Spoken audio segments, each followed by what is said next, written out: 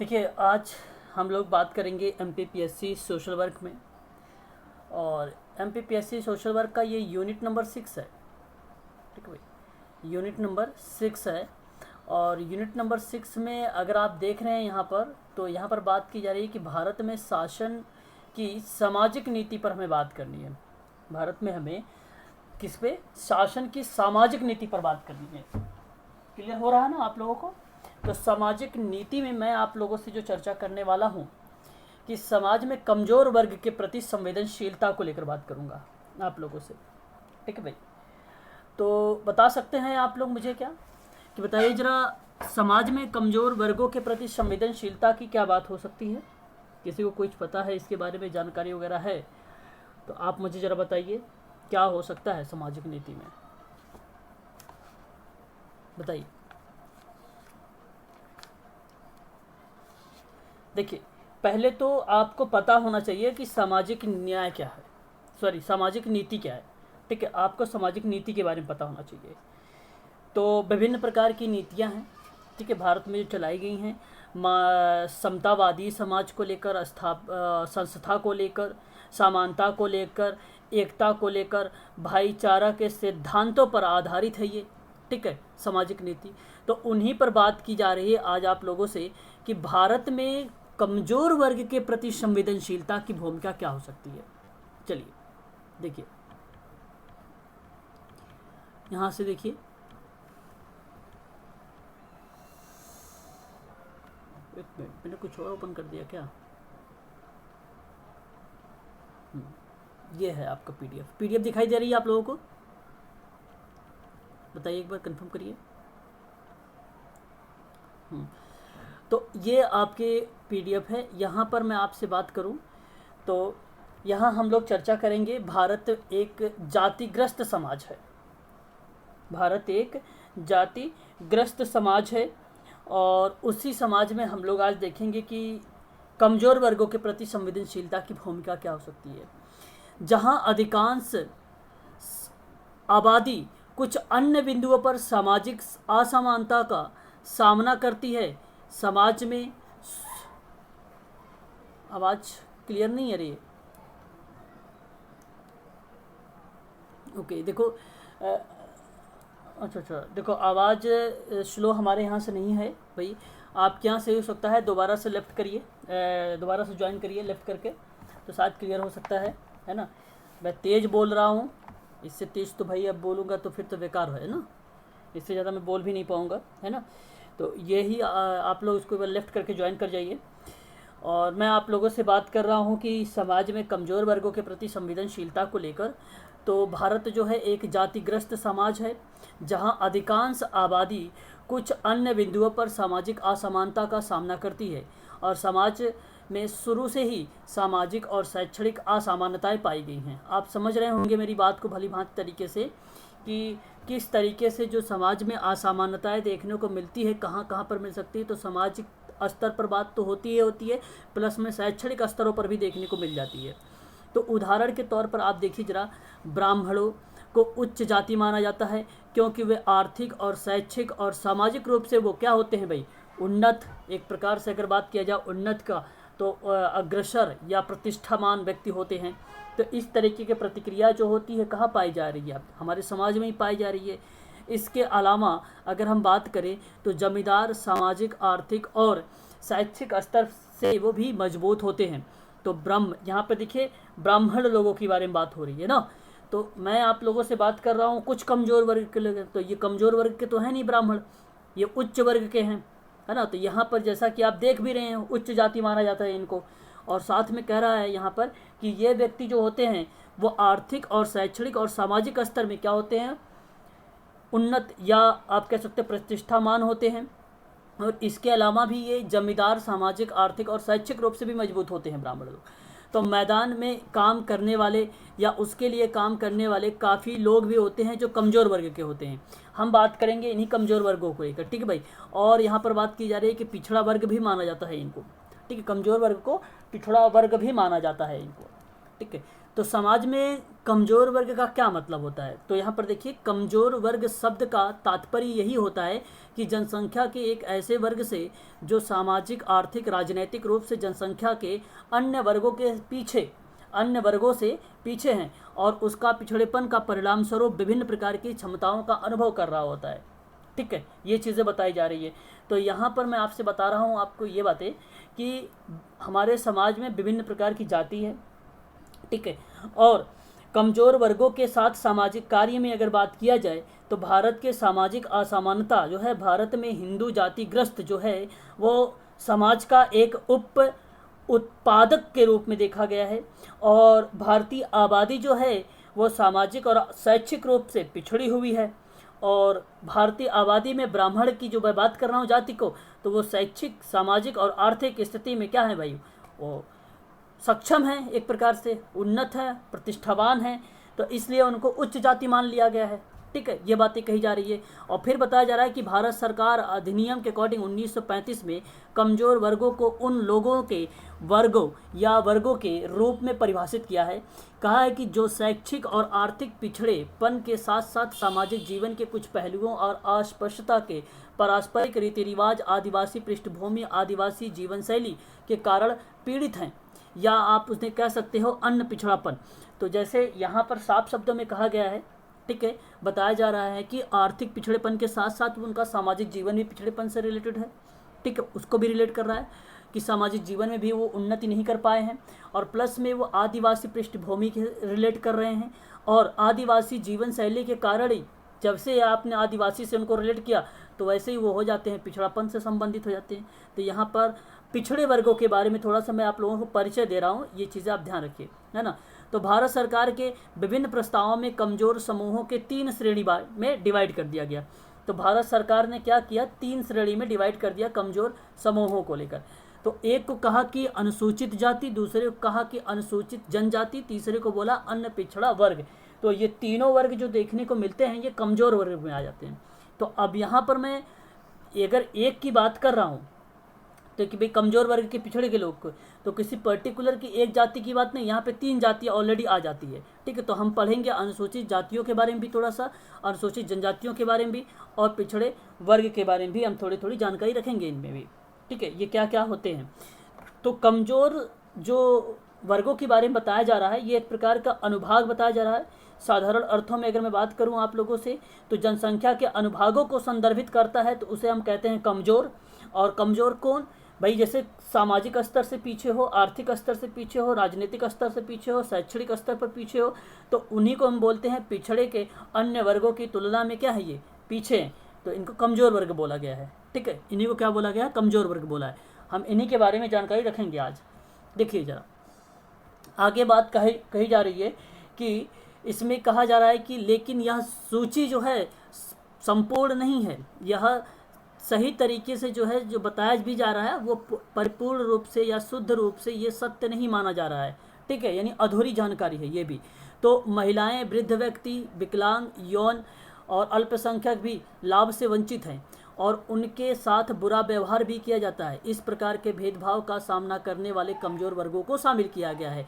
ठीक है, तो जैसे महिलाएं भी हो जाएंगी तो अनुसूचित जाति में एससी, अनुसूचित जनजाति एसटी। ठीक है, और बच्चे जो दिव्यांग हैं, वृद्ध, गरीब, प्रवासी, यौन अल्पसंख्यक, HIV एड्स से पीड़ित रोग व अन्य पिछड़े लोग। ठीक है, तो संविधान में न केवल SC ST पिछड़े वर्गों के बल्कि समाज के अन्य कमज़ोर वर्गों के बारे में भी प्रावधान का क्या किया गया है, जिक्र किया गया है। ठीक है, तो ये बातें हो जाएंगी आप लोगों का। तो यहाँ पर आपको ये ध्यान रखना है कि कमज़ोर वर्गों को किन किन चीज़ों पर बात किया जा रहा है। तो कमज़ोर वर्ग जैसे महिला भी हो सकती है, वृद्ध व्यक्ति भी हो सकता है।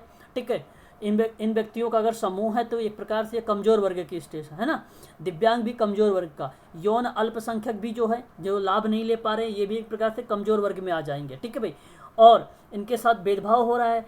प्लस में अगर मैं बात करूँ तो अनुसूचित जाति, अनुसूचित जनजाति और दिव्यांग बच्चे, वृद्ध, गरीब और यौन अल्पसंख्यक, HIV एड्स से जो पीड़ित व्यक्ति है या जो लोग हैं उनके लिए, और जो पिछड़े के लोग हैं, ये सभी के सभी किस में आ रहे हैं, ये सभी लोग आ रहे हैं किस में आ रहे हैं बताइए, कमज़ोर वर्ग में आ रहे हैं ना। कमज़ोर वर्ग में आ रहे हैं कि नहीं आ रहे हैं, बताइए जरा एक बार बोलिए। ये सारे के सारे कमज़ोर वर्ग में आ रहे हैं जी। क्या कर रहे हैं आप, फिर से बोलिए। अच्छा जी, एक बार मैं ज्वाइन पे आ जाता हूँ, देख लेता हूँ। ठीक है,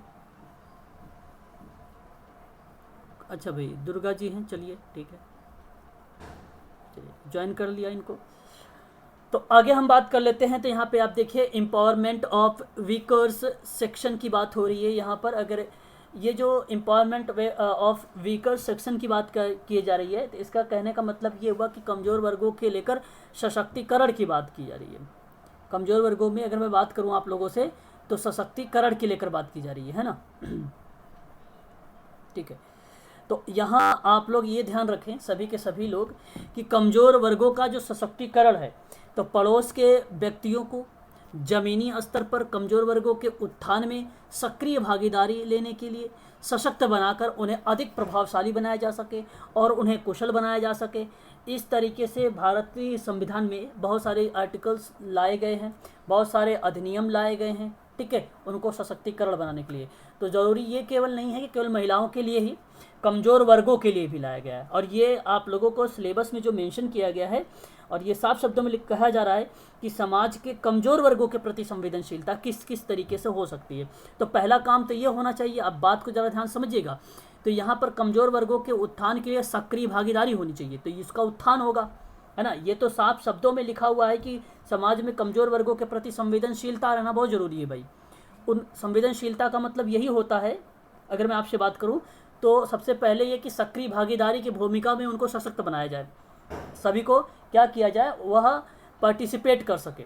ठीक है, उसको भागीदारी बनाया जा सके। ठीक है भाई, देखिए कोई ज्वाइन हो रहे हैं, मैं उनको ज्वाइन करता हूँ। ठीक है भाई, तो इतनी बात तो आप लोगों को तो ध्यान में रखना है, ध्यान में रखना है। ठीक भाई, आगे अगर मैं आप लोगों से बात करूं, तो नेक्स्ट पॉइंट यह आ जाता है कि कमज़ोर वर्गों को सशक्तिकरण के लिए सामान्य मजबूती शामिल होती है, जो कमज़ोर वर्गों को शिक्षाप्रद और मौद्रिक और राजनीतिक और सामाजिक सुदृढ़ करना।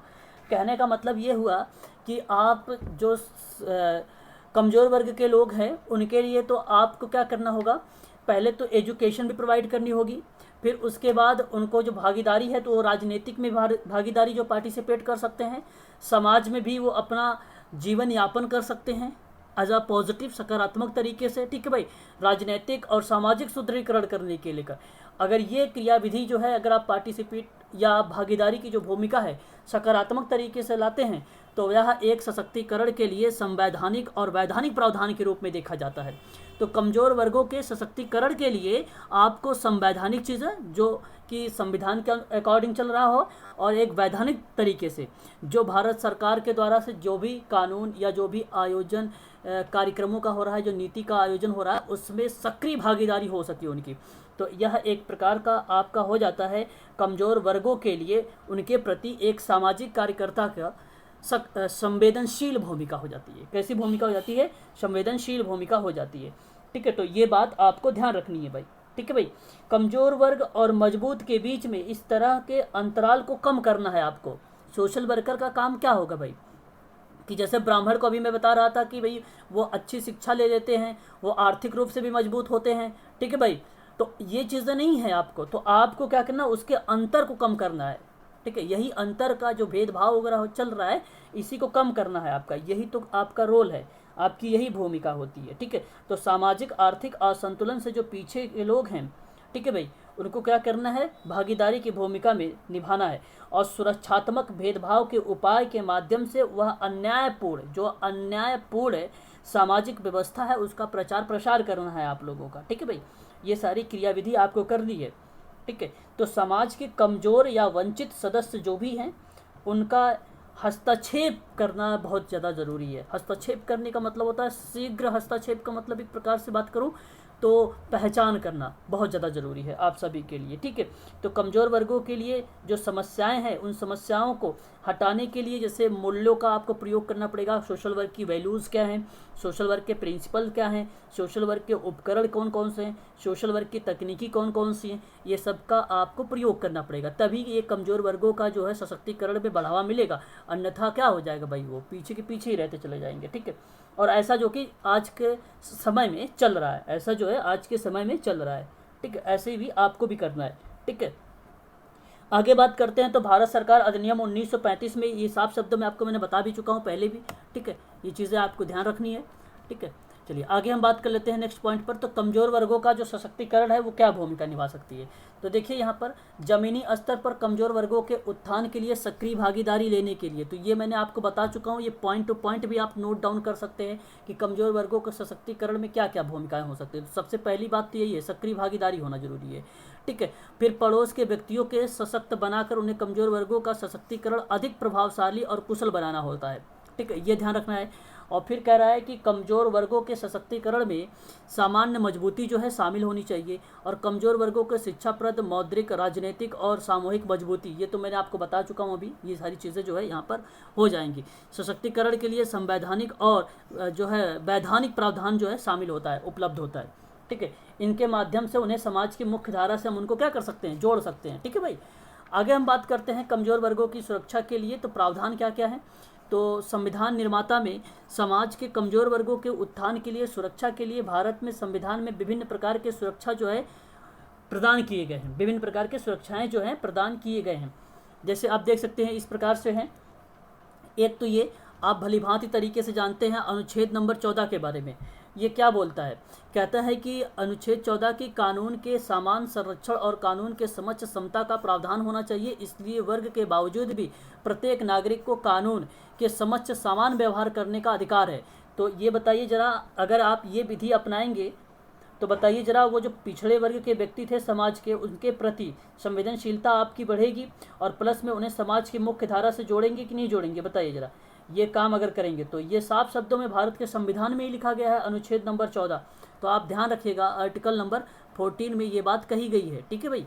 और यही आपका यूनिट नंबर 6 में साफ शब्दों में लिखा भी है कि समाज के कमज़ोर वर्गों के प्रति संवेदनशीलता की भूमिका एक सोशल वर्कर की कैसी हो सकती है भाई, बताइए जरा आप लोग। उसके प्रति समक्ष समता की बात होनी चाहिए कि नहीं होनी चाहिए। प्रत्येक नागरिक को कानून के समक्ष उसके समान व्यवहार करना चाहिए कि नहीं करना चाहिए, बताइए जरा एक बार, करना चाहिए कि नहीं करना चाहिए, बोलिए। बिल्कुल सही जवाब बोल रहे हैं आप। अगर मैं आपसे दूसरी बात करता हूं तो आप दूसरी पॉइंट भी ध्यान से समझ लीजिए। अनुच्छेद नंबर 15 की बात करते हैं। अनुच्छेद नंबर, अच्छा मैंने शुरुआत में साफ शब्दों में भी आप लोगों से बता दिया था कि कमज़ोर वर्गों के प्रति संवेदनशीलता में क्या क्या भूमिका होती है। तो वहाँ पर मैंने भारतीय असमानता, भारत के जो हिंदू जातिग्रस्त समाज का उत्पादकता के रूप में देखा जाता है, तो उसी के पॉइंट ऑफ व्यू में मैंने कुछ नाम भी आप लोगों को बताए भी थे, ठीक है। कि जैसे मैंने आप लोगों से ये भी कहा था कि दिव्यांग व्यक्ति भी हो सकता है, बुजुर्ग व्यक्ति भी हो सकता है ना, ये सारी चीज़ें बताई थी। प्लस में अनुसूचित जाति, अनुसूचित जनजाति भी लोग हो सकते हैं।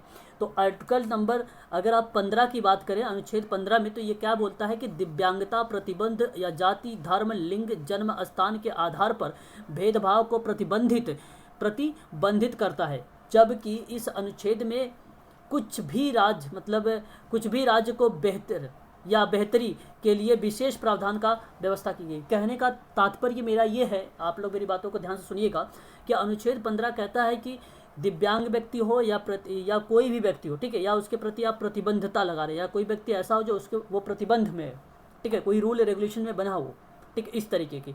यदि जाति हो या धर्म हो या लिंग हो या जन्म के स्थान पर आप उसको भेदभाव उसके साथ नहीं कर सकते हैं। तो जब कभी भी आप लोगों को इस तरीके का शब्द मिले, ठीक है भाई, धर्म, लिंग, जाति वगैरह, तो आप तुरंत समझ जाना कि आर्टिकल नंबर 15 में ये बात कही गई है, ठीक है भाई। तो ये आप ध्यान रखिएगा, ठीक है। अगर हम बात करें आर्टिकल नंबर 16 की, तो आर्टिकल नंबर 16 के बारे में आप सभी लोग जानते होंगे, बताइए जरा। अनुच्छेद नंबर 16 क्या है?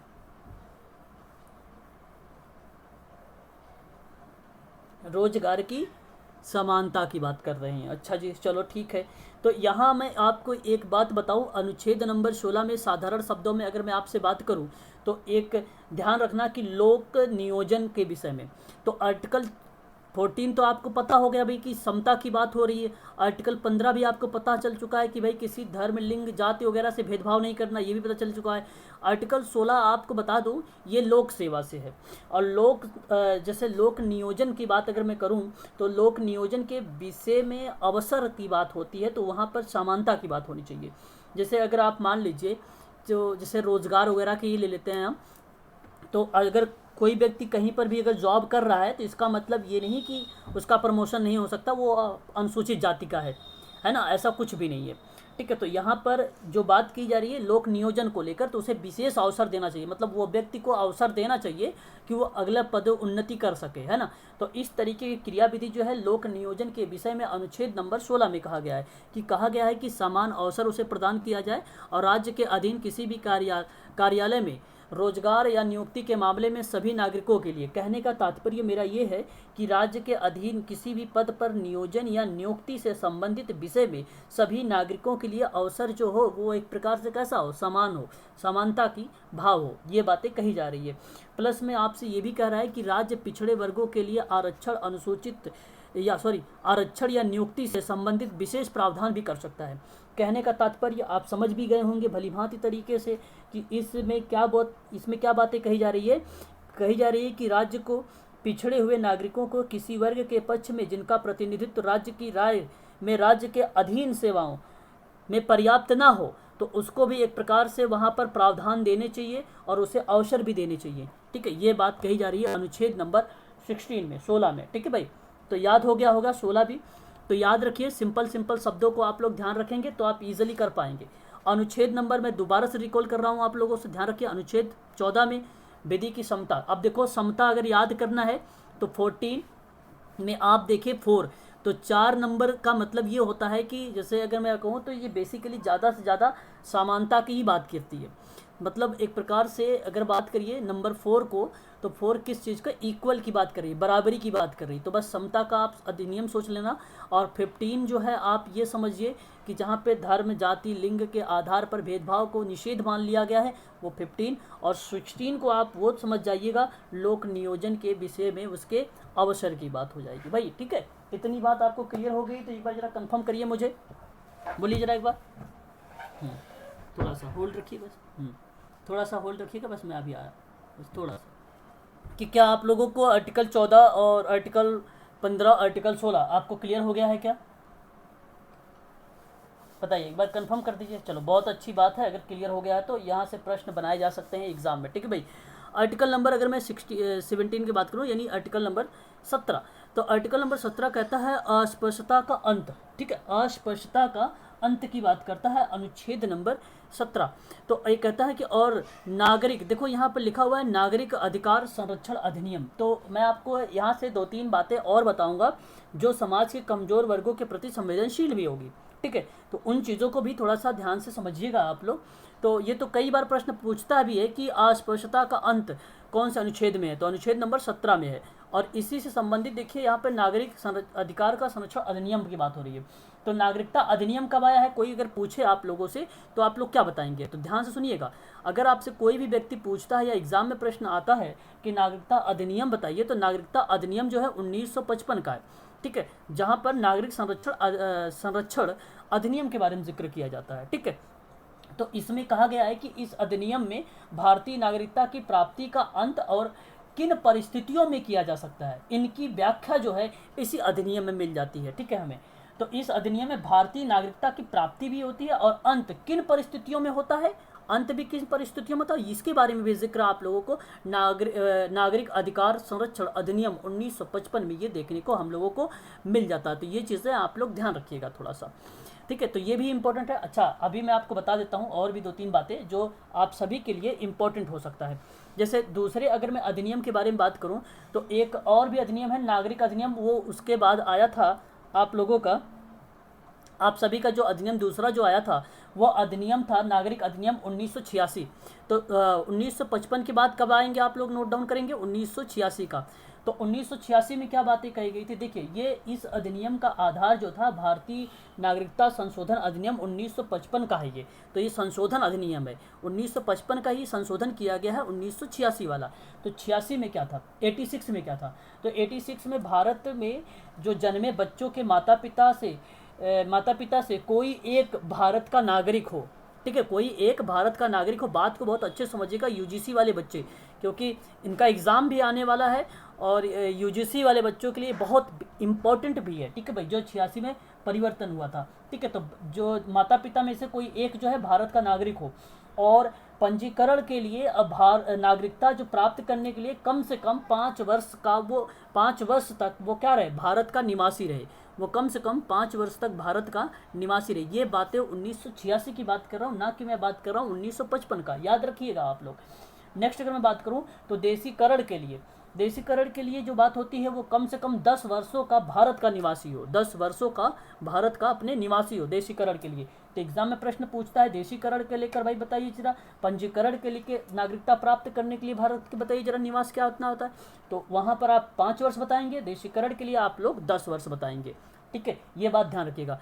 फिर ये ज़्यादा दिन तक चला नहीं, फिर हो गया इसका संशोधन, और इसका संशोधन जब हुआ दोबारा, तो दोबारा संशोधन इसका कब हुआ था, 1992 में हुआ था, 1992 में हुआ था इसका दोबारा संशोधन हुआ।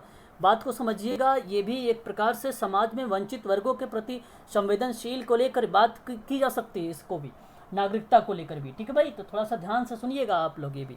तो 1992 का क्या था कि भारत में जो भी भारत से जो बाहर जन्मे बच्चे हैं, यदि उनकी माता पिता भारत के नागरिक हैं तो उसकी नागरिकता प्राप्त होगी।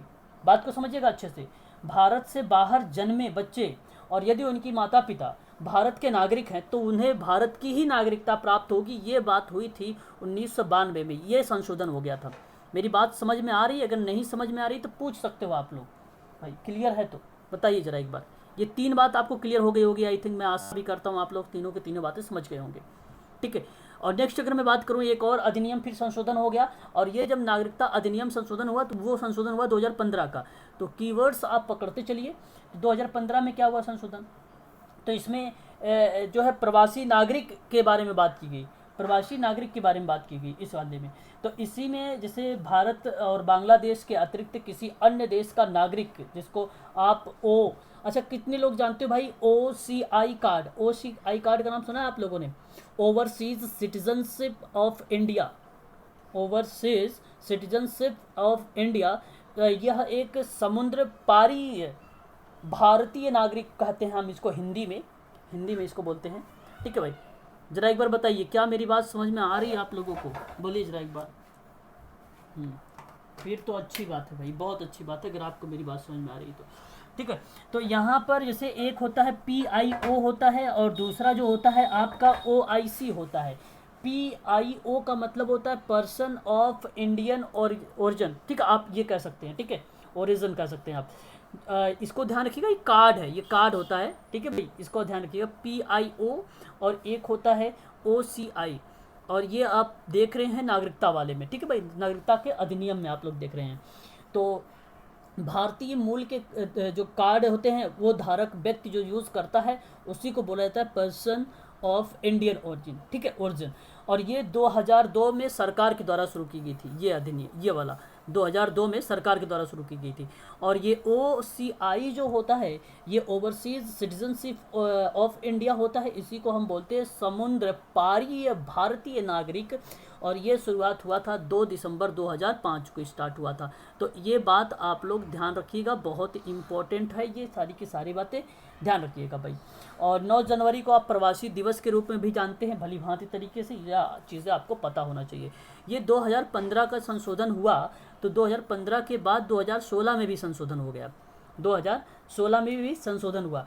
तो इस संशोधन में कहा गया कि 2016 में कि पारित हुआ कि हिंदू, सिख, बौद्ध, फारसी, जैन, ईसाई व्यक्तियों को भारतीय नागरिकता के प्रकटीकरण के रूप में एक देशीकरण के माध्यम से उनको प्राप्त किया जाएगा, और उनके बारे में व्यवस्थाएं की जाएंगी कुछ चीज़ें, ठीक है, जिनके। और इसी अधिनियम में भारतीय नागरिकता अधिनियम जो 1955 है, ये देखिए किस तरीके से संशोधन होते हुए चला आ रहा है, ठीक है। तो इसके बारे में कुछ ज़्यादा जिक्र नहीं किया गया था, बस ये किया गया कि जैसे हिंदू, सिख, बौद्ध, पारसी, जैन, ईसाई वगैरह जो थे, इनको दस्तावेज के रूप में जो पाकिस्तान, बांग्लादेश, अफगानिस्तान जाने के बाद निरस्त कर दिया गया, ठीक है, कि अगर ये सारी चीज़ें हैं तो ये बनाया तो गया था कि भाई ईसाई लोग आ सकते हैं, ठीक है, बौद्ध लोग आ सकते हैं, जैन लोग आ सकते हैं, ठीक है, ये सारी चीज़ें बनाई गई थी, बट सक्सेस नहीं हुआ, उसे 2016 में निरस्त कर दिया गया था। लेकिन आपने भी हाल ही में देखा होगा, ये चर्चा में भी रहा 2019 का, और ये बहुत ज़्यादा चर्चे में रहा, ये नागरिक संशोधन अधिनियम 2019 को। तो इसमें विधेयक में कहा गया ये बातें कि बांग्लादेश, अफ़गानिस्तान और पाकिस्तान के 6 अल्पसंख्यक समुदाय को हम क्या करेंगे, नागरिकता, भारतीय नागरिकता देने का प्रस्ताव रखेंगे। तो उस समय बांग्लादेश, अफ़गानिस्तान और पाकिस्तान के 6 अल्पसंख्यकों को, समुदायों को लिया गया था। लाइक जैसे हिंदुओं को ले लिया गया था 2019 में, बौद्ध को ले लिया गया था, जैन को ले लिया गया था, पारसी को ले लिया गया था, ईसाई को ले लिया गया था और सिख को ले लिया गया था। तो ये आप ध्यान रखिएगा, कुल टोटल 6 धर्मों को या 6 समुदायों को क्या किया था, भारतीय नागरिकता देने की बात कही गई थी 2019 में। ठीक है, पड़ोसी देशों में आए जो भी अल्पसंख्यक के लोग थे, भारतीय नागरिकता प्रदान करने के लिए ये नागरिकता अधिनियम के अंतर्गत ही जो संशोधन किया गया था, उन्हीं के अंतर्गत ये बातें की गई थी। तो ये बात आप ध्यान रखिएगा। वर्तमान में जो कानून के अनुसार अगर मैं बात करूं आप सभी से, तो जो भी व्यक्ति भारतीय नागरिकता ग्रहण करने के लिए कम से कम 11 वर्ष भारत में रह रहा हो, और रहना भी चाहिए, अनिवार्य भी, कंपलसरी कर दिया गया ये 2019 का 11 वर्ष, कितना अब 11 वर्ष कर दिया, याद रखिएगा। तो इस विधेयक में पड़ोसी देशों से आए अल्पसंख्यक के लिए समय अवधि घटाकर अब वो 11 से कितना वर्ष कर दिया है, 6 वर्ष कर दिया है, ये आप ध्यान रखिएगा। ठीक है, ये अब कितना कर दिया गया है, 11 से 6 वर्ष कर दिया गया है, ये आप ध्यान रखिएगा अच्छे से। ठीक है भाई। तो प्रवासी भारतीयों की जो सीमित रूप से दी जाने वाली जो दोहरी नागरिकता थी, उसी दोहरी नागरिकता को ही बोला गया ओवरसीज सिटीजनशिप ऑफ इंडिया बोला गया था। प्रवासी भारतीयों को सीमित रूप से दी जाने वाली दोहरी नागरिकता OCI कहलाती है, ये बात ध्यान रखिएगा। ऐसे प्रश्न बनेंगे आप लोगों से, कहेगा भारतीय नागरिकता किन प्रकारों से प्राप्त की जा सकती है, ये भी प्रश्न बनेगा। भारतीय नागरिकता किन प्रकार से प्राप्त की जा सकती है, तो आप ध्यान रखिएगा, जैसे जन्म से, वंश से, परंपरा से, पंजीकरण से और देशीकरण से, ये चीज़ें भी आपको ध्यान रखिएगा। लगातार कितने वर्ष तक भारत से बाहर रहने पर सरकार के द्वारा नागरिकता समाप्त की जाएगी, तो ऐसे भी प्रश्न बनेगा। तो 7 वर्ष अगर लगातार वो बाहर है तो उसकी नागरिकता समाप्त हो जाएगी, यह आपको ध्यान रखना है। भारतीय नागरिकता के प्रकार का अंत कितने प्रकार से होता है, तो ये भी आपको ध्यान रखना होगा। अंत कितने प्रकार से किया जा सकता है, तो 3 प्रकार से उसकी नागरिकता समाप्त कर दी जा सकती है।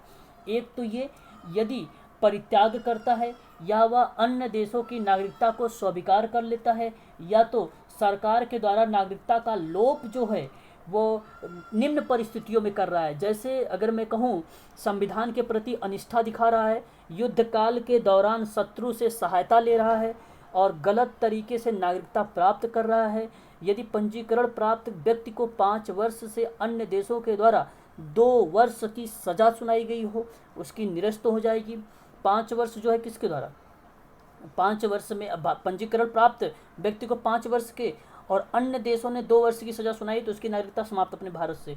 भारतीय स्त्री के द्वारा विदेशी पुरुष से अगर विवाह हो जाता है तो नागरिकता समाप्त हो जाएगी। भारतीय अगर महिला है, विदेशी पुरुष है, तो उसकी भारतीय जो है उसकी नागरिकता समाप्त हो जाएगी। लगातार अगर वो 7 वर्ष से बाहर रह रहा है तो भी उसकी नागरिकता समाप्त हो जाएगी। तो बेसिकली 3 ही टाइप आप ध्यान रखिएगा जो नागरिकता रखने की। एक पॉइंट आपका वो हो जाएगा जिसको परित्याग बोलेंगे, दूसरी पॉइंट वो हो जाएगा जो अन्य देशों की नागरिकता ले लेगा, तीसरी पॉइंट होगा कि सरकार के द्वारा कुछ चीज़ें बताई हैं जो मैंने अभी आप लोगों को यहाँ पर जिक्र कर दिया आप लोगों से। ठीक है, तो ये सभी के सभी आर्टिकल्स जो भी, और प्लस में जो नागरिकता अधिनियम मैंने बताया आपको, ये ध्यान रखिएगा, एग्ज़ाम के लिए बहुत इंपॉर्टेंट है आप सभी के लिए भाई। ठीक है, आगे हम बात करते हैं। तो अनुच्छेद 17 आपका क्लियर हो गया। अस्पृश्यता की प्रथा को इस अनुच्छेद के अंतर्गत जो है दंडनीय अपराध घोषित कर दिया गया है। यह अनुच्छेद नंबर 17 बताता है आप लोगों को, क्या बताता है, अस्पृश्यता की प्रथा को क्या करना, अगर कोई करता है इस तरीके का तो उसमें उसको उसके साथ दंडनीय अपराध घोषित कर दिया जाएगा उसके साथ, और यह आपका अनुच्छेद नंबर 17 बताता है। अनटचेबिलिटी का अंत होगा। ठीक है, यह अनुच्छेद 17 होगा। अगर हम बात करते हैं अनुच्छेद नंबर 19 का, तो अनुच्छेद नंबर 19 के 5 में ये प्रावधान है कि राज्य के अनुसूचित जाति के लाभ के लिए आवाज़ ही स्वतंत्रता का प्रतिबंधित करने की अनुमति है।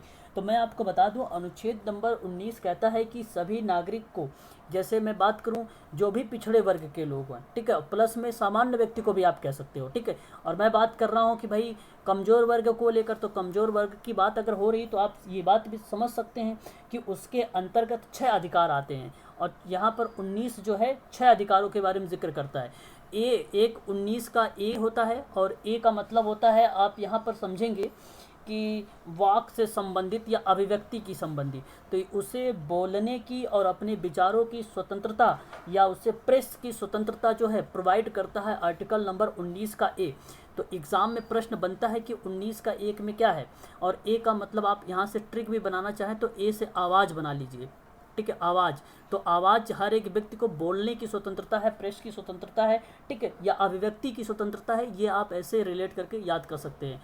19 की बी का अगर मैं बात करूं आप लोगों से, तो 19 की बी क्या बात करती है, वो कहता है कि शांतिपूर्वक और निरुद्ध सम्मेलन का अधिकार उसे है। कहने का मतलब ये है, एक प्रकार से वह सम्मेलन कर सकता है। सम्मेलन का मतलब यहाँ पर जैसे सब अगर मैं बात करूँ शांतिपूर्वक, ठीक है, शांतिपूर्वक क्या करना कि किसी चीज़ों में पार्टिसिपेट कर लेना या उसमें शामिल हो जाना, ठीक है, या निरायुद्ध सम्मेलन के अधिकारों को क्या कर लेना, यहाँ पर संरक्षण कर लेना। इस तरीके की क्रियाविधि जो है 19 का बी में आ जाता है। तो शांतिपूर्वक और निरायुद्ध सम्मेलन का जो अधिकार है वह अनुच्छेद नंबर बी हो जाएगा।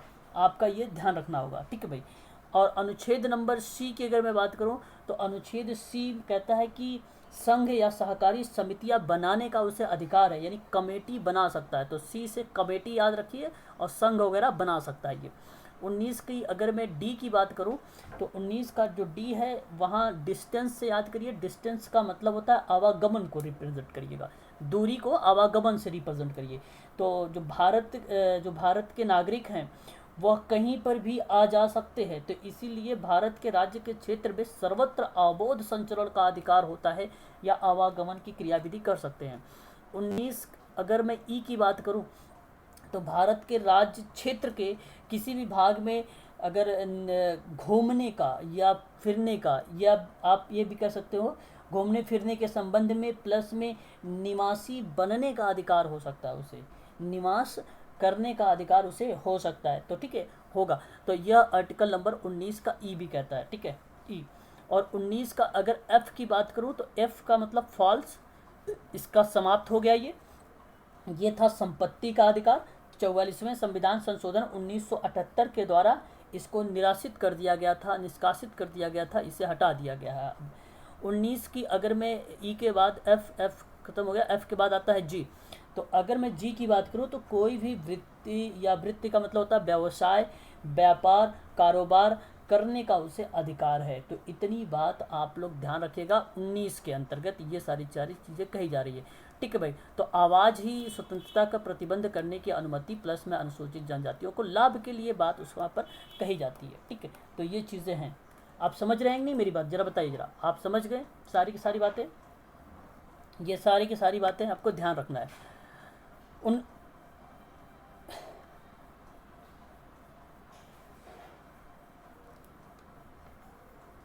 मतलब अच्छा, अमेंडमेंट की बात करें, 44वें संविधान 44वें संविधान संशोधन 44वें संविधान संशोधन 1978 में जो है वो संपत्ति का जो अधिकार था उसको निरस्त कर दिया गया था। 78, ठीक है, ये ध्यान रखिएगा। आर्टिकल नंबर देखिए, अगर मैं 21 की बात करूँ, आर्टिकल नंबर आप जानते हैं भली भांति तरीके से। जो 20 है वो क्या बताता है, वो कहता है अपराधों के लिए दोष सिद्धि की बात करता है वहाँ पर। लेकिन 21 की अगर मैं बात करूँ, तो आप यहाँ पे देखिए, कह रहा है कि कानून के द्वारा स्थापित किया गया है कि इस प्रक्रिया को कि छोड़कर प्रत्येक व्यक्ति जीवन के व्यक्तिगत स्वतंत्रता के अधिकार का हकदार है। जाति, लिंग, धर्म और जन्मस्थान के बावजूद भी हर कोई हकदार है क्योंकि उन्हें उसके जीवन से वंचित ना किया जाए। तो ये 21 है, 21 ये कहता है, ठीक है भाई। तो याद रखिए 21 क्या कहता है कि किसी भी व्यक्ति को विधि के द्वारा स्थापित प्रतिक्रिया, उसके अतिरिक्त उसके जीवन, व्यक्तिक स्वतंत्रता के अधिकारों से वंचित नहीं कर सकते हो आप। व्यक्तिक का मतलब होता है व्यक्तिगत स्वतंत्रता से आप उसे वंचित नहीं कर सकते, ये आपका आर्टिकल नंबर 21 कहता है। लेकिन अगर जैसे ही आप आगे बढ़ते हैं तो आपके सामने एक ऑप्शन और आ जाता है 21 का ए। और 21 का ए आप भली भांति तरीके से जानते हैं, 6 से लेकर 14 वर्ष की आयु के समस्त बच्चों को राज्य विधि के द्वारा अवधारित निःशुल्क और अनिवार्य शिक्षा उपबंध के बारे में चर्चा की जाती है। तो बेसिकली यहाँ पे 6 से 14 वर्ष की आयु के सभी बच्चों को निःशुल्क और अनिवार्य शिक्षा का हकदार हैं सारे के सारे बच्चे। और ये बात मैं आपको बता दूं, जो 21 का ए है, ये ध्यान रखिएगा, ये 86वें संविधान संशोधन 2002 में हुआ था। ये बात आप ध्यान रखिएगा, ठीक है भाई। 86वां संविधान संशोधन 2002 में ये चीज़ें लाई गई थी। तो प्रश्न बनता है कि बताइए 6 से 14 वर्ष की आयु के सभी बच्चों के निःशुल्क और अनिवार्य शिक्षा का जो अधिनियम है, ये कब संशोधन किया गया था। तो ये प्रश्न बन जाता है कभी कभी एग्ज़ाम में, ठीक है। तो इसका आप ध्यान रखेंगे, खासकर ये इम्पोर्टेंट पॉइंट था। अनुच्छेद अगर मैं आपसे यहाँ पर 24 की बात करूँ तो आप लोगों से मैंने कई बार बताया है 24 में क्या है, 14 वर्ष से कम बच्चों को अगर खाना या खदानों में या कारखानों में या किसी अन्य खतरनाक रोजगार से नियोजित करने पर रोक लगाने के संबंध में बात करता था। बट आप इसका ध्यान रखेंगे तो आप ध्यान रखें, बाल श्रम हो जाएगा। और निर्माण उद्योग में कार्य कर रहे हैं बच्चे, या खान में काम कर रहे हैं, या खतरनाक कोई रोजगार कर रहे हैं, तो इन चीज़ों से क्या करता है, वंचित करने की बात करता है उनको, ठीक है भाई। तो इसका आप खासकर ध्यान रखेंगे कि आर्टिकल नंबर 24 क्या कहता है कि 14 वर्ष से कम आयु के बच्चों को कारखाना या खानों तथा अन्य खतरनाक कामों में नौकरी पर रखने का निषेध है। आप उसे नौकरी पर नहीं रख सकते हैं, ठीक है। यदि ऐसा कहीं आप देखते भी हैं तो आप उसके खिलाफ क्या करें, एक्शन भी लें, ठीक है। अनुच्छेद नंबर अगर मैं 25 की बात करूँ, अनुच्छेद 25 क्या बोलता है भाई। अनुच्छेद बताता है ये कि प्रत्येक व्यक्ति के अंतःकरण और स्वतंत्रता के लेकर किसी भी धर्म को मानने और प्रचार करने या उसका पालन करने के लिए समान रूप से उसे हकदार के रूप में बताता है। यानी 25 साफ शब्दों में ये बोलता है कि इस अधिकार के अनुसार कोई भी व्यक्ति किसी भी धर्म को मान सकता है, साथ ही उसका प्रचार प्रसार भी कर सकता है। यही है अनुच्छेद नंबर 25। अनुच्छेद 25 क्या है, आप याद रखिएगा, 25 यानी 25 ये कहता ये है कि कोई भी व्यक्ति किसी भी धर्म को मान सकता है और उसका साथ ही साथ प्रचार प्रसार भी कर सकता है, ठीक है। ये बात आप लोग ध्यान रखिएगा। आगे अगर मैं बात करता हूँ आप लोगों से, तो नेक्स्ट आर्टिकल पर तो 21 तो अच्छा ही तो क्लियर हो गया आपका 21 भाई, है ना। 21 के बाद अगर मैं बात करूँ आपसे तो बहुत सारे आर्टिकल्स और भी आते हैं, जैसे 26 भी आता है, 27, 28 भी आता है। अगर आप लोग पूछना चाहें तो मैं बता भी सकता हूँ 26 क्या है। जैसे किसी व्यक्ति को अपने धर्म के लिए संस्थानों की स्थापना को लेकर है, मतलब वो उसकी, ठीक है, शोषण एवं उसका धर्म विषय कार्यों के प्रतिबंधों को लेकर है, ठीक है, प्रबंध या मैनेजमेंट के संबंध में 26 है। और 27 जो है वो किसी व्यक्ति को किसी विशेष धर्म या धार्मिक संस्था को बढ़ावा देने के लिए वो मजबूर नहीं कर सकता है, ये 27 है। और 28 कहता है कि एक प्रकार के शैक्षणिक संस्थानों को धार्मिक शिक्षा का निषेध करता है। तो मतलब शैक्षणिक संस्थानों में धार्मिक शिक्षा जो है वो निषेध है। तो ये चीज़ें बताती है, 28 बताती है, ठीक है। तो आप शिक्षा, आप एजुकेशन पढ़ाने गए हैं कि धर्म पढ़ाने गए हैं, तो वो निषेध मान लेता है, ठीक है। तो इसका आप ध्यान रखिएगा। 29 आपके सामने दिख रहा है स्क्रीन पर। और 29 क्या बोलता है, 29 कहता है कि कोई भी अल्पसंख्यक वर्ग का, वही अल्पसंख्यक वर्ग जैसा कि आप जान भी रहे हैं कि समाज में वंचित वर्ग हैं, ठीक है। और ये कह रहा है कि किसी भाषा, लिपि, संस्कृति को सुरक्षित रख सकता है। राज्य केवल भाषा, जाति, धर्म और मूल वंश के आधार पर उसे किसी भी सरकारी शैक्षिक संस्थानों में प्रवेश से रोका जा सकता है। ये क्रियाविधि जो है आर्टिकल नंबर 29 में होती है। लाइक यहाँ पर आप देखिए जरा क्या चीज़ें करें कि कह रहा है कि अल्पसंख्यक भारत में रहने वाले कोई भी नागरिक जिसकी एक अलग भाषा, संस्कृति हो, उन्हें अपनी संस्कृति, भाषा, लिपि से संरक्षित करने का अधिकार है। उसके अलावा धर्म, जाति और या जाति के आधार पर किसी भी नागरिक को किसी भी शैक्षणिक में प्रवेश से वंचित नहीं किया जा सकता है, ठीक है। तो ये चीज़ें आप अच्छे तरीके से समझ रहे हैं, ठीक है भाई। उसे वंचित नहीं किया जा सकता है, एजुकेशन रोका नहीं जा सकता उसका, ठीक है। तो ये चीज़ें आपकी हो जाएगी 29 का। फिर अगर मैं आगे आपसे बात करूं तो आर्टिकल नंबर 30 दिख रहा है आप लोगों को, और 30 बहुत ही सरल है, 30, और ये अल्पसंख्यक से ये भी है। तो यहाँ पर आपने 29 में देखा कि उसे रोक नहीं सकते हैं, ठीक है भाई, सरकारी शैक्षिक संस्थानों में प्रवेश से। दूसरी अगर मैं बात करूँ आपसे तो आप यहाँ पे देखिए, कह रहा है अल्पसंख्यक को तो धर्म और भाषा के आधार पर शैक्षणिक संस्थानों की स्थापना और प्रशासन का अधिकार भी है। तो यानी अल्पसंख्यक वर्ग अपनी पसंद का शैक्षणिक संस्था भी चला सकते हैं, साथ ही सरकार उस संस्था में अनुदान देने में भी किसी भी तरह का भेदभाव नहीं करेगी, सरकार भी। ये बात जो है आप लोग देख रहे हैं अनुच्छेद नंबर 30 में भी इसके बारे में जिक्र किया गया है, ठीक है। तो ये सभी के सभी आर्टिकल जो हैं आपका किसको रिप्रेजेंट करता है, सारे आर्टिकल जो रिप्रेजेंट करते हैं समाज के वंचित वर्गों को संबंध में रखकर, ठीक है भाई। आर्टिकल नंबर अगर मैं आपसे बात करूं 38 के बारे में, क्या आप लोग बता सकते हैं मुझे आर्टिकल नंबर 38 क्या है? 38 लोक कल्याण की बात करता है। अच्छा, अभी अभी मैंने आर्टिकल नंबर 16 भी बताया था, अगर याद है आप लोगों को तो आर्टिकल नंबर मैंने 16 में क्या बातें बताई थी, क्या याद है किसी को? कोई बता सकता है मुझे आर्टिकल नंबर 16 क्या है? 16 में क्या बातें बताई थी? अभी बताया है मैंने 16 के बारे में, बताइए कोई अगर किसी को पता है तो बता सकता है। हाँ, तो मैंने 16 में कहा कि लोक नियोजन के विषय में उसे अवसर की क्या देना है, हमें समानता देनी, ये बात किया था। लेकिन यहाँ पे मैं 30 में बात कर रहा हूँ लोक कल्याण की बात। तो कल्याण को लेकर, नियोजन को लेकर कंफ्यूज मत होइएगा आप लोग, एग्जाम में कंफ्यूज कर देता है, लोक कल्याण मिल जाए या लोक नियोजन मिल जाए, कंफ्यूज कर सकता है। तो जब कभी आप लोगों से आर्टिकल 38 पूछे तो लोक कल्याण की वृद्धि के लिए सामाजिक व्यवस्था बनाता है और आय की असमानता को दूर करता है। आय का मतलब इनकम की असमानताएं जो है उसको दूर करता है।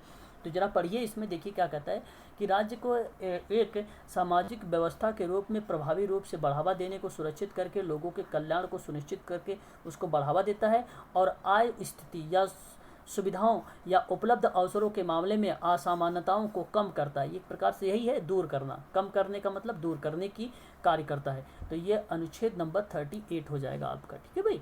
अनुच्छेद अगर मैं बात करूं तो 39 कह रहा है कि वह नीति प्रदान करता है जिसके द्वारा राज्य के विचार आता है जिसमें पुरुष और महिलाओं के समान रूप से आजीविका पर्याप्त साधन के हकदार होते हैं।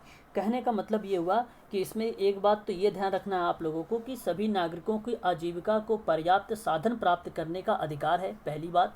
दूसरी बात ये कहता है कि सामूहिक हितों के लिए समुदाय के एक भौतिक संसाधन में समरूपता लाना, भौतिक संसाधन में समरूपता लाना, तो चाहे समुदाय के भौतिक संसाधन में, ठीक है। तो याद रखिएगा ये भी बात होती है आर्टिकल नंबर 39 में। आर्टिकल नंबर 39 में ये भी बात होती है कि धन और उत्पादकता के साधन को संकेंद्रित पर रोकना, और कहता है कि पुरुष और स्त्रियों को समान कार्य करने का समान वेतन भी आप लोगों से 39 ही बात करता है, ठीक है। अगर आपसे बात करें कि कर्मकारों और स्वास्थ्य और शक्ति का बालकों को सुकुमार अवस्था में दुरुपयोग ना किया जाए। सुकुमार के बारे में आप भलीभांति तरीके से जानते हैं, जो 16 वर्ष से कम बच्चे हैं उन्हीं को बोला जाता है सुकुमार, ठीक है। तो आप ये चीज़ समझ रहे हैं। तो सुकुमार अवस्था में उन बच्चों का दुरुपयोग नहीं करना है, ये चीज़ आपको भलीभांति तरीके से समझनी है। और यही सारी बातें जो है अनुच्छेद नंबर 39 में कहा जा रहा है, ठीक है। 39 की अगर मैं बात करूं तो देखिए यहाँ पे सारे शब्द जो है लिखा है, यहाँ पर सब कुछ मेंशन भी किया हुआ है, ठीक है। इसमें एक 39 का ए भी है, ठीक है। 39 का ए की अगर मैं बात करूं आप लोगों से, 39 ए जानते हैं क्या है? 39 ए की अगर मैं बात करूं आप लोगों से तो यहाँ पर आप देखिए, ये कहता है कि समान न्याय एवं गरीबों को निःशुल्क विधि से सहायता की जाए उसकी। तो यहाँ पे राज्य के उन लोगों को मुफ्त कानूनी सहायता प्रदान की जाए तो वो आर्थिक रूप से कमज़ोर वर्ग या अक्षमताओं के कारण उन्हें वहन नहीं कर सकते हैं। तो यही तो टॉपिक ही है, कमज़ोर वर्गों से संबंधित टॉपिक भी है और साथ सीधा सीधा ये कह भी रहा है। तो ईजिली है, सरल है, आप आसानी से कर सकते हैं अनुच्छेद नंबर 39 में क्या बातें कही गई है ना। अनुच्छेद नंबर अगर मैं बात करूं आपसे 40, तो 40 तो ये इसको रिलेट नहीं करेगा। क्यों नहीं रिलेट करेगा? क्योंकि अनुच्छेद 40 इसलिए रिलेट नहीं करेगा क्योंकि ये ग्राम पंचायत से है। आप लोगों को पता होगा ग्राम पंचायत से कौन सा अनुच्छेद है, गठन की बात करता है, स्थापना की बात करता है, वो अलग है। लेकिन आप लोग, हाँ, आप लोग पढ़ रहे हैं समाज में जो है कमज़ोर वर्गों के लिए कौन कौन सी चीज़ें की गई हैं प्रति उनके संवेदनशील की प्रतिक्रियाओं के बारे में, तो वो चीज़ें मैं आपको सांवैधिक तरीके से बता रहा हूँ। तो अनुच्छेद नंबर 41 आपका सही होगा, ये 40 नहीं होगा, 41 सही माना जाएगा। तो ये राज्य के पास कुछ ऐसे मामले जहाँ पर शिक्षा का अधिकार, काम के अधिकार, सार्वजनिक सहायता के अधिकार सुरक्षित करने के लिए आर्थिक सीमाओं के भीतर जो है प्रावधान करने की शक्ति प्रदान करता है या क्षमता प्रदान करता है। सिंपल लैंग्वेज में कह सकते हो आप लोग कि काम, शिक्षा पाने और बेकारी, बुढ़ापा, बीमारी, निःशक्तता की दशाओं में लोक सहायता पाने का जो अधिकार से संरक्षित करता है वह अधिनियम, वह आपका अनुच्छेद है कि कौन सा? 41। कौन सा अनुच्छेद है? 41, ठीक है। तो ये सारी की सारी चीज़ें जो है आपको यहाँ पर दिख सकती है। आगे अगर मैं बात करूँ तो आर्टिकल नंबर 42 के बारे में, तो 42 क्या कहता है? 42 यहाँ पर बोलता है कि काम, मातृत्व, राहत, न्याय संगत और मानवीय परिस्थितियों में किसी भी अन्य खतरनाक रोजगार से सुरक्षित के लिए प्रावधान की बात करता है। तो याद रखना आप सभी लोग, 42 जो है काम की न्याय संगत और मनोचित दशाओं प्लस में प्रसूति सहायता से उपबंध के बारे में जो बात करता है वह अनुच्छेद नंबर 42 करता है। तो आप यहाँ पे नीचे भी देख रहे हैं, देखो लिखा हुआ है प्रसूति अवधि के दौरान महिलाओं के रोजगार की रक्षा की जाती है। इसका मतलब यही होता है कि उसकी रोजगार की रक्षा की जा रही थी। ये बात अनुच्छेद नंबर किसमें कही गई है, 42 में कही गई। तो 2-3 बातें हैं इसमें, आप ध्यान रखिएगा इसका भी। और ये यूजीसी में 5 नवंबर 2020 को प्रश्न पूछा गया था, यहाँ से प्रसूति लिख दिया था केवल, तो आप तुरंत कह देना। इस बार हो सकता है अगर आपको लिख दे कि मातृत्व राहत न्याय संगत को लेकर, तो भी आप इसको लगा देना, आर्टिकल नंबर 42 ही है, 42 है। या आपको लिख दे मनोचित दशाएं, या लिख दे काम न्याय संगत, या लिख दे प्रसूति सहायता। ये तीनों जो बात है ये अनुच्छेद 42 में कही गई है, ठीक है। उसके बाद अगर मैं आपसे बात करूं और आर्टिकल्स इसके बीच में जो स्किप हो रहे हैं वो स्किप इसलिए हो रहे हैं क्योंकि वो कमज़ोर वर्गों के संबंध में नहीं है। आगे अगर मैं बात करता हूं तो यहाँ पर देखिए अनुच्छेद नंबर आपका आ गया है 46, और अनुच्छेद नंबर जो 46 है ये एक गांधीवादी सिद्धांत पर है। और मैंने आप लोगों को पहले भी बता चुका हूँ, गांधीवादी राज्य के नीति निर्देशक सिद्धांतों को 3 भागों में डिवाइड किया गया था।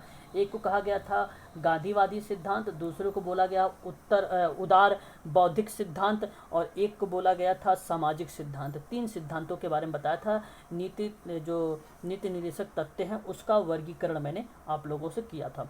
तो यहाँ अगर मैं बात करूँ तो आर्टिकल नंबर 46 के बारे में ये कहता है अनुसूचित जाति और जनजातियों और दुर्बल वर्गों को, जो वही दुर्बल वर्ग का मतलब होता है कमजोर वर्ग, ठीक है, कमजोर वर्गों के शैक्षिक और आर्थिक हितों की अभिवृद्धि के संबंधी में बात करता है। तो यहाँ पर आप देखिए क्या बोल रहा है कि राज्य के अनुसूचित जाति अनुसूचित जनजातियों को समाज के कमजोर वर्गों के शैक्षिक और आर्थिक हितों के उचित देखभाल के साथ बढ़ावा देना चाहिए। यह अनुच्छेद नंबर आपका कौन सा है, 46 है। याद रखिएगा आप सभी लोग इसको भी, ठीक है भाई, ये भी ध्यान रखिएगा। आगे अगर हम बात करते हैं तो यहाँ पर देखिए संविधान में जो बात की जा रही है कि भाग आपका यहाँ पर जो हो जाएगा 16 हो जाएगा। भाग आपका कितनी हो जाएगी, ये 16, ठीक है। यह भाग कितने टोटल भाग हैं, कौन बताएगा मुझे, बताइए जरा, कुल कितने भाग हैं? 22 भाग है, 22 भाग। तो यहाँ पर मैं भाग आप लोगों से चर्चा कर रहा हूँ 16 यानी 16वें नंबर का भाग के बारे में आप लोगों से चर्चा कर रहा हूँ। तो 16वें नंबर का जो भाग है वो किस चीज़ को रिप्रेजेंट कर देता है, कोई बता सकता है मुझे? भाग 16 जिसको आप 16 कह रहे हैं वो किसको बताता है? भाग 16 पता होना चाहिए आप लोगों को, मैंने कई बार बोलता हूँ, है बताता भी हूँ आप लोगों को। चलो बताइए भाई, यहाँ साफ शब्दों में अगर आप देखें तो लिखा ही है कि कुछ वर्गों के संबंधित में विशेष प्रावधान जैसे अनुसूचित जातियों और अनुसूचित जनजातियों अन्य पिछड़े वर्गों के संबंध में उनको सशक्तिकरण प्रदान करने के बारे में भारत के संविधान भाग 16 में जिक्र किया गया है। SC ST और OBC के राजनीतिक सशक्तिकरण को प्रदान करने की बात इसमें कही गई है। अब तो क्लियर हो गया होगा भाई, कि अभी भी नहीं क्लियर हुआ भाग 16 में? बताइए एक बार, भाग 16 आपको क्लियर हो गया, बहुत अच्छी बात है। फिर अगर आपको क्लियर हो गया है भाग 16 के अंतर्गत यहाँ पर आर्टिकल नंबर 330 और 332 भी पूछा है, तो इसके बारे में भी हमें जानकारी होनी चाहिए कि 330 क्या है और 332 क्या है। अगर मैं आपसे बताऊं 330 के बारे में, तो आपको भली भांति तरीके से पता भी होना चाहिए इसके बारे में कि लोकसभा में, कहाँ पर लोकसभा कौन सी सदन है, कौन बताएगा? उच्च सदन है कि निम्न सदन है? वेरी गुड, शाबाश, निम्न सदन है, ठीक है। तो लोकसभा के अगर मैं बात करूं आपसे, तो यहाँ पर लोकसभा में अनुसूचित जातियों और जनजातियों के संरक्षण के बारे में बात की गई है, ये आप ध्यान रखिएगा, ठीक है, इस सदन में, ठीक है। और अगर मैं यहाँ पे अनुच्छेद नंबर 332 की बात करूँ तो ये अनुसूचित जातियों के लिए, ठीक है, यह अनुसूचित जातियों के लिए और अनुसूचित जनजातियों के लिए विधानसभा में संरक्षण प्रदान करती है। तो ये विधानसभा है, आप लोग ये ना समझ लेना कि ये राज्यसभा, ठीक है। विधानसभा अलग होता है, राज्यसभा अलग होता है, पता है ना आप सबको? बोलिए। तो ये राज्यसभा अलग, ये राज्यसभा नहीं है, विधानसभा है। तो विधानसभा में 332 बोलता है और लोकसभा में 330 बोलता है। क्या बोलता है कि OBC और SC ST को क्या चीज़ें बोलता है? प्रावधान को लेकर बात करता है, उनके प्रावधान की बात करता है, उनके आरक्षण के लेकर बात करता है। तो ये 2 आर्टिकल्स आप लोग को खास कर ध्यान रखना होगा। अनुच्छेद नंबर 338 भी देख रहे होंगे आप लोग। ये 338 क्या बोलता है? ये कहता है राष्ट्रीय अनुसूचित जाति आयोग।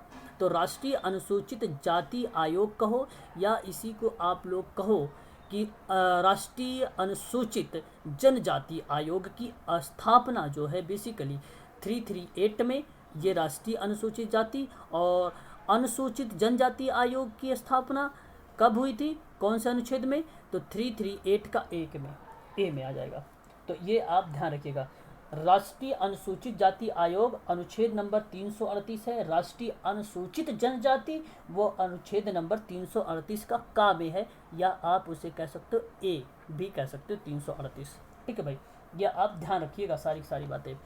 आगे बात करते हैं अनुच्छेद नंबर 340 की बात। तो इसमें प्रावधान क्या है?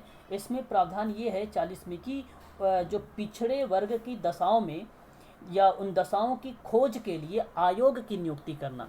ठीक है, उनके खोज के लिए आयोग की नियुक्ति करना। तो अनुच्छेद 340 कहता है कि राष्ट्रपति के पास सामाजिक और आर्थिक रूप से पिछड़े वर्गों की स्थिति में खोज, मतलब जांच, वही होता है, खोज कहो या जांच कहो या अन्वेषण कहो या अनुसंधान कहो। ठीक है, बात एक है। तो जांच करने का जो अधिकार है उस जांच के लिए आयोग जो बनाया गया अनुच्छेद नंबर 340 में। ठीक है, तो 340 में पिछड़े वर्गों की दशाओं में अन्वेषण के लिए आयोग की नियुक्ति होती है। ये बात ध्यान रखिएगा आप सभी लोग। ठीक है, ये 340 हो जाएगा आपका। बात समझ में आ रही नहीं सबको भाई? बताइए जरा एक बार। अब इन्हीं कमज़ोर वर्गों के उत्थान के लिए कुछ विकास के लिए वैधानिक कार्यक्रम भी या वैधानिक प्रावधान भी हैं। तो ये भी देख सकते हैं, अनुसूचित जाति, अनुसूचित जनजातियों और पिछड़े वर्गों के लिए उत्थान और बेहतरी के लिए एक वैधानिक प्रावधान है। ठीक है, ये अब देखेंगे। अभी तक हम देख क्या रहे थे? अभी तक हमने क्या देखा? अभी तक हम देख रहे थे संवैधानिक तरीके से, और मैंने आपको बताया 2 ही तरीके से हम परिवर्तित कर सकते हैं। कमजोर वर्गों को संवेदनशील बना सकते हैं या उनको एक प्रकार से उनकी समस्याओं को समाप्त कर सकते हैं। तो आप देखिए, अभी मैंने आप लोगों को बताया भी है अनुच्छेद नंबर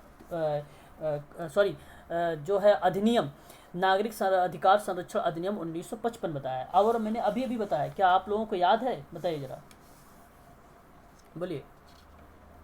हाँ, फिर तो बहुत अच्छी बात है अगर याद है आप सभी लोगों को तो। ठीक है, तो ये आपका अनुच्छेद नंबर 355 है, और 355 में कुछ नहीं है, वही बातें जिक्र की जा रही हैं जहाँ पर मैंने आप लोगों से पहले भी इसके बारे में चर्चा कर चुका हूँ कि इस अधिनियम में भारतीय जो नागरिक हैं उसके प्रति उसकी प्राप्ति की बात करता है नागरिकता की, और अंत किन परिस्थितियों में होगा उसके बारे में जो है व्याख्या करता है यही अनुच्छेद। ठीक है, तो अछूत अस्पष्टता की प्रथा भी का जो समाप्त करने का कारण भी एक प्रकार से इसी में देखने को मिल जाता है हम लोगों को, अनुच्छेद नंबर अधिनियम नंबर 355 वाले में। ठीक है भाई, इसे आप ध्यान रखिएगा।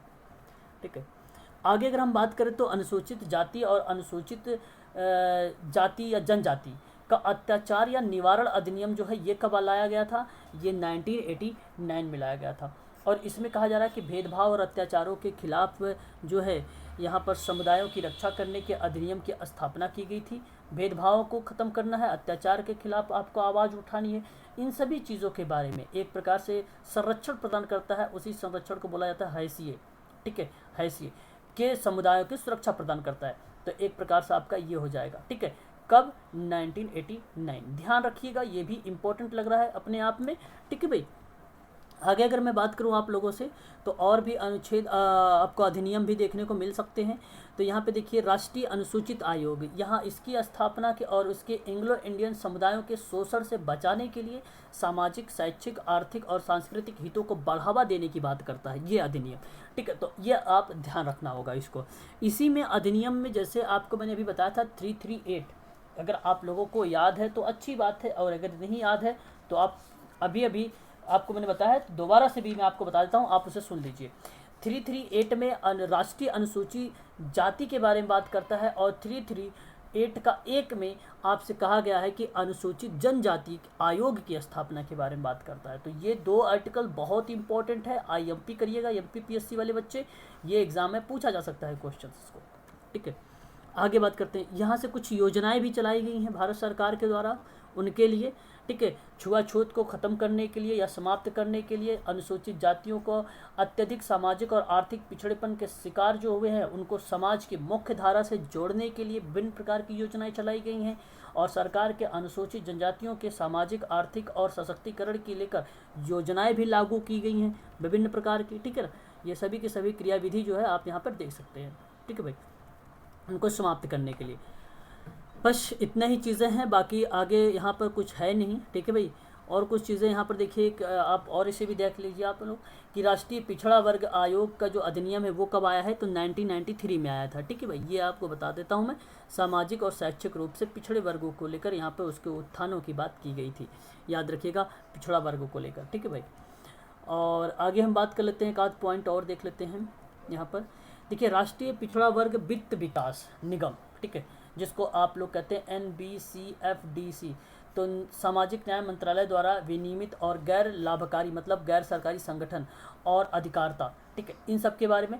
प्लस में कहता है NBCFDC पिछड़े वर्गों के कल्याण के लिए यह एक प्रकार से काम करता है और वह आर्थिक, सामाजिक और विकासात्मक गतिविधियों पर बढ़ावा देता है। तो यही आपका है राष्ट्रीय पिछड़ा वर्ग वित्त विकास निगम। तो ये इम्पॉर्टेंट है, इसे भी आप ध्यान रखिएगा। ये किससे संबंधित है, आर्थिक और विकासात्मक गतिविधियों से संबंधित है। यही क्रियाविधि NGO के माध्यम से भी होती है और सरकार के माध्यम से भी की जाती है, ठीक है। तो इसे भी आप ध्यान रखिएगा, ठीक है। यहाँ आपका ये जो टॉपिक है ये समाप्त हो गया, ठीक है भाई। हम कल चर्चा करेंगे इसके आगे जो है बाल और महिला और वृद्धावस्था में कौन कौन सी नीति बनाई गई है, ठीक है, उनकी कौन कौन सी नीतियां हैं, उनकी नीतियों के बारे में देखेंगे। इस प्रश्न में मैंने 2-3 बातें बताई हैं। एक तो अनुच्छेद बताया है, वो आपको ध्यान रखना है।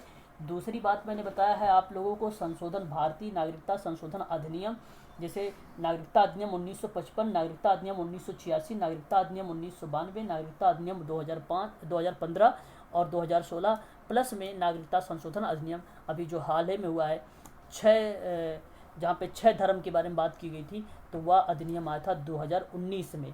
इसको ध्यान रखिएगा। OCI क्या है ये ध्यान रखिएगा।